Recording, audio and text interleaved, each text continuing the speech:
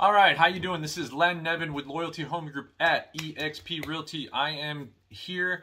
I'm at my desk. It is December 15th, and I've got a little bit of information about what's going on in the real estate market. I wanted to wait a little bit to do this video. I knew that Powell was going to be meeting and doing the Fed meeting a couple days ago, so I wanted to kind of see what was going to happen with that, and now I've got some information to share. So the first thing I want to kind of talk about is what's going on with listing counts. So I've got my computer screen over here, so if I keep looking over here, don't worry. I'm just looking at my computer screen, right?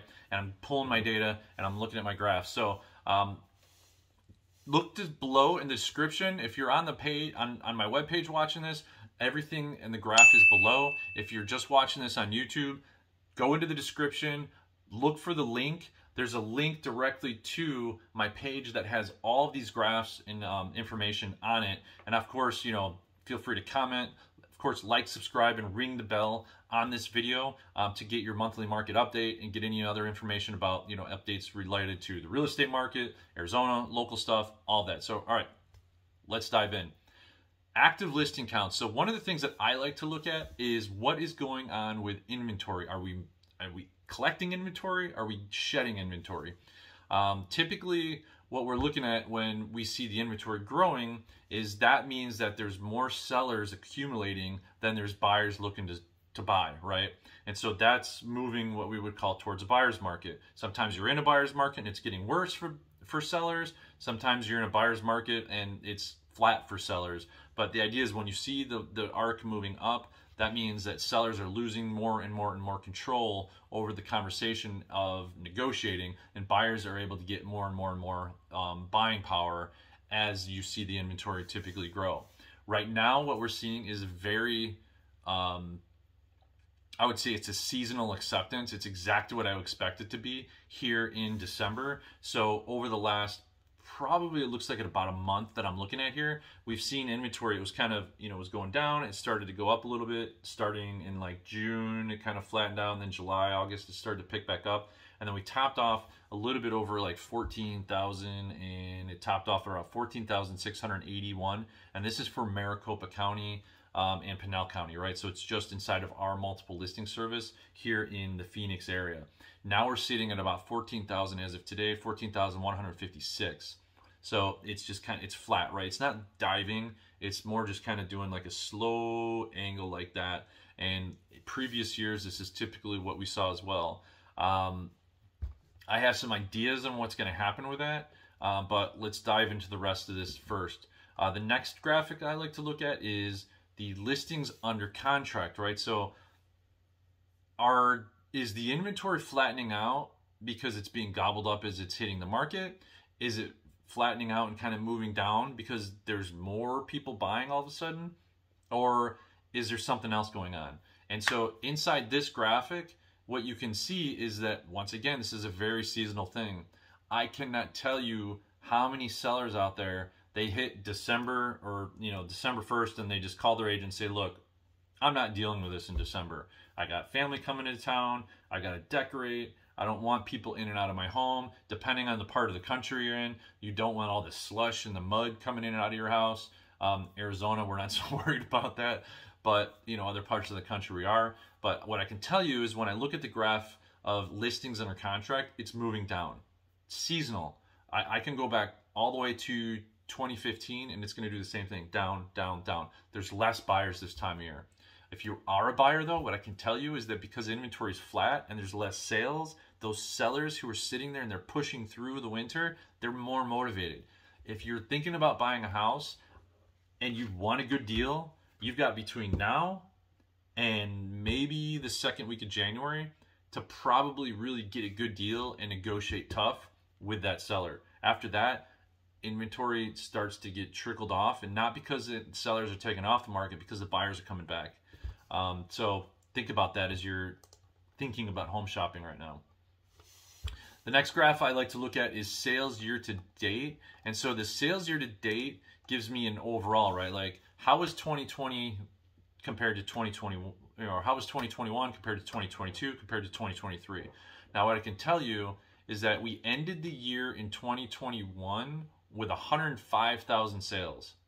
Last year, we ended with 81,000 sales. Right now, we're at 64,000 sales. My guess is that we'll probably, I'd be shocked if we break 70,000. So you're looking at the year before to, 21 to 22 is a dramatic drop, and then a decent drop between between 22 and 23. So there's definitely less sales year over year over year, and there's no other question to ask if you're gonna, or there's no other way to answer this question if you say, well, why is that? It's the simplest answer in the world. Interest rates. We saw interest rates actually hit a peak of 8% for like a week, a month and a half or so ago. Now, they've dropped since then, and we'll get to where they're at on the average here in a minute, but nobody wants to, nobody wants to sell their house and move into another one and go, yes, I would absolutely love to trade in my 3% mortgage rate for that 8% mortgage rate. Oh, and I've got to I've got to have a bigger mortgage. So higher mortgage, higher payment. I mean, you're literally looking at people who are going and saying, I was at $2,000 a month and now I'm at $4,200. That's insane. The affordability factor fell through the floor for real estate over the last couple of years. The amount of buyers who could buy just disappeared. And you could say, well, then maybe they should buy a cheaper house. There's a certain point where maybe you should just buy a cheaper house. I could have bought a really nice house in a good neighborhood to, where are we?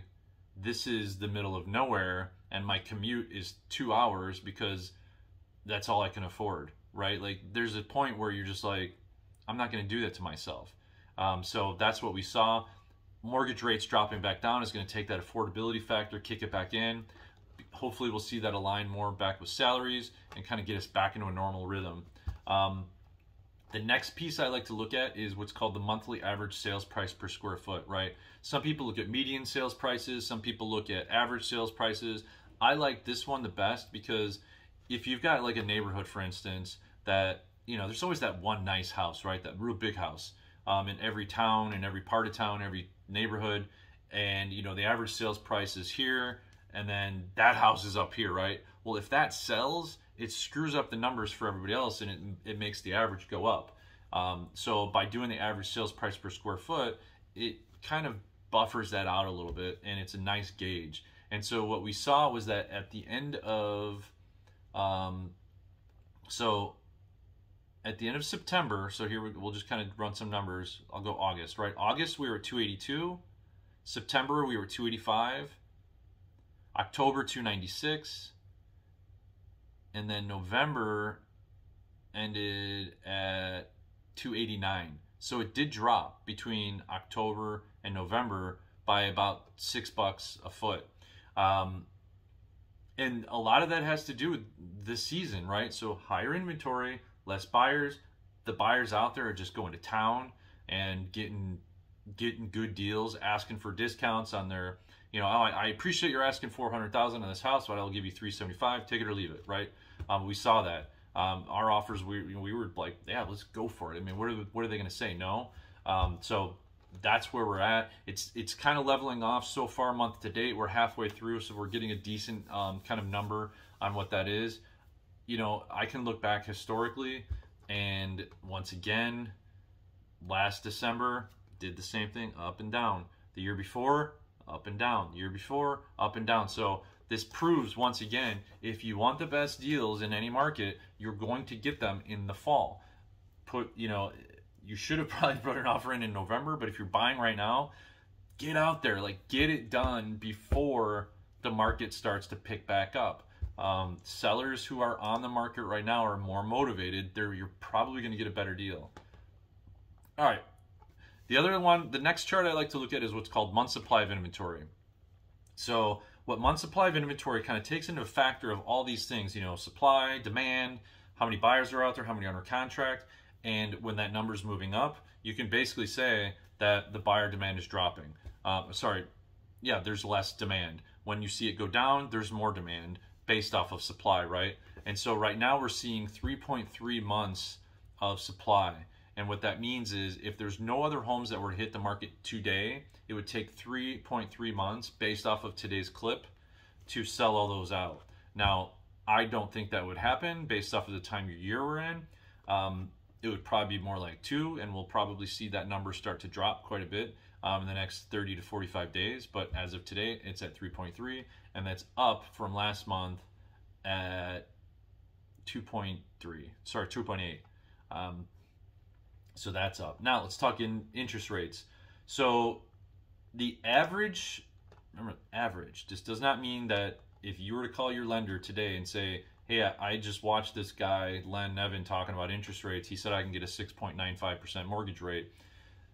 That's not what that means. This is the average of the 30-day fixed rate mortgage rate that was locked in over the last week, according to Freddie Mac. So some people paid more, some people got less. But it went from, it's at 6.95 really. So let's just take it back to, like I said, we saw this hit a high of, like I said, around 8% over, and it started right around, in October was the peak, and we saw it drop, then it was at 7.76, and we just kind of watched it 7.5, 4.4, 2.9, 2.2, 7.03 was last week, and now we're at 6.95. The last time we saw the rates at 6.95 was back in August. So we went from August all the way until this last week with rates above 7%. That was the time that our inventory was growing, and the biggest, so we had a normal inventory growth that you would normally have, doubled with plus, 7+ interest rates, which just buried a lot of the buyers out of there. So I'm anticipating that to continue to either sit around there, maybe drop a little bit more, hopefully. We don't want it to go, I know this sounds bad, when, if you're buying, you're like, no, go, go, go. But if you want the market to be kind of normal, and you don't want the Fed to kind of reverse what they're doing, you want that to hold steady as much as possible. So that's kind of what I'm hoping for, is just to kind of see it slowly drop down. You don't want to see it drop off like, we saw how fast it went up. We don't want it to drop at the same speed. So that's the market update.